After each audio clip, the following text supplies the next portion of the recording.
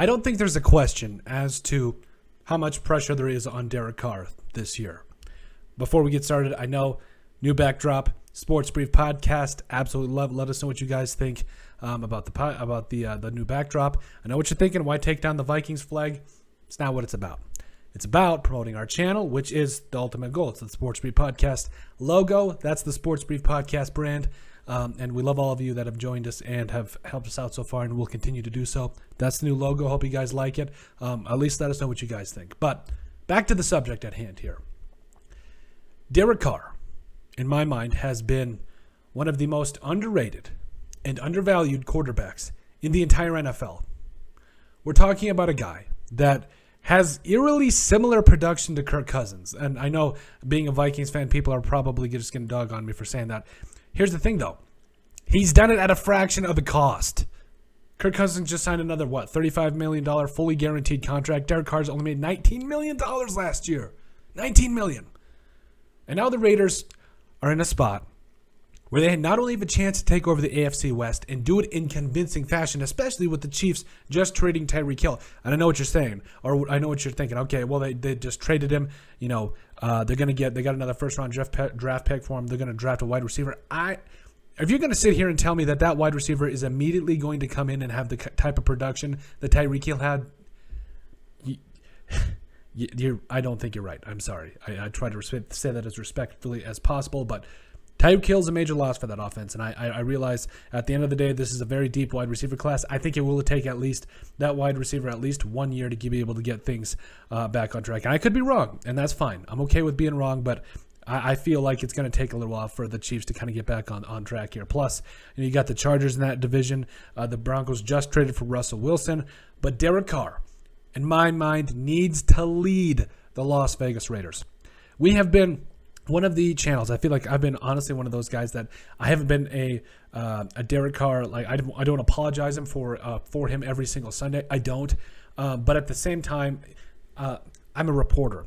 I have to see both sides of the argument. I have to see both sides of where everybody's coming from. On one end, you've got Raiders fans that say Derek Carr needs to produce better in higher situations. I agree with that. I feel like if you're the franchise quarterback, you need to make plays for your franchise. And I don't think that is not at any point more important than right now, especially with the weapons he's got in Davante Adams and everybody else. So, but then on the other end of the spectrum, you've got the other side of the fan base, like myself, that have raised the question, that have continually raised the thought of the fact that this man has never had a top 15 or top 20 defense, for that matter, in his entire career. Not once. Not once. And I know people are going to bring up 2016. Go look back at our video where we showed about the last 6-7 years. He has never had a top 20 NFL defense in his career. We went back, looked at the stats, not a single year. And if we're wrong at that one year, okay, they went to the playoffs.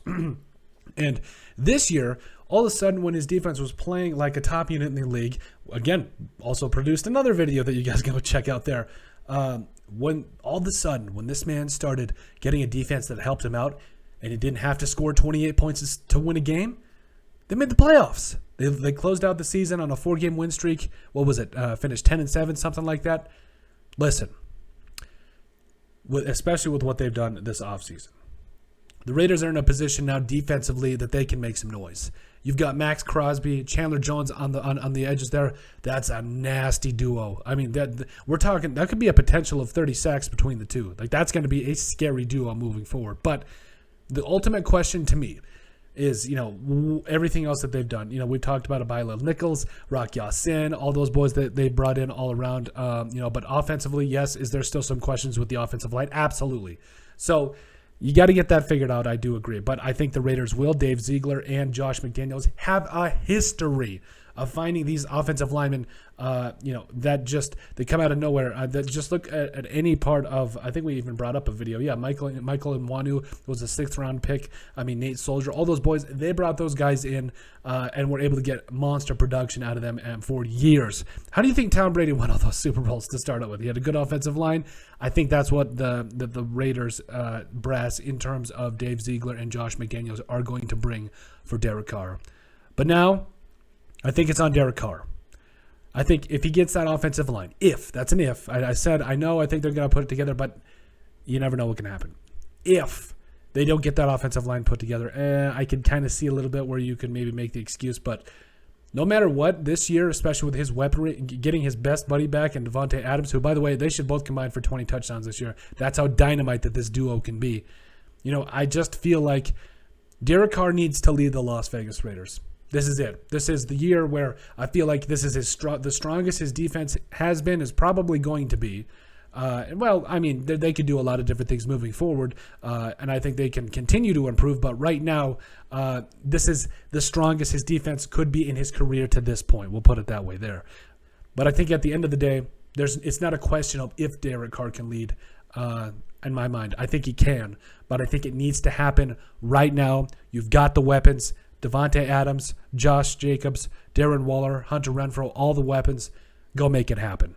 But let us know what you guys think. Make sure you guys like and subscribe down below. Leave a like and a comment. It helps people find the show. We greatly appreciate all the support that we've gotten and continue to get. You guys are all truthfully awesome, and we love every single one of you. In the description down below, you'll find all of our social media platforms. Make sure you guys give us a listen and sub there. Listen and a follow. Give us a listen and sub on iTunes. And finally, if you have anything else you'd like us to cover, send us an email at thesportsbp@yahoo.com or put it in the comment section down below, and we'd love to cover it. But let us know what you guys think about Derek Carr needing to lead the Las Vegas Raiders. Oh, and let us know what you think of the backdrop.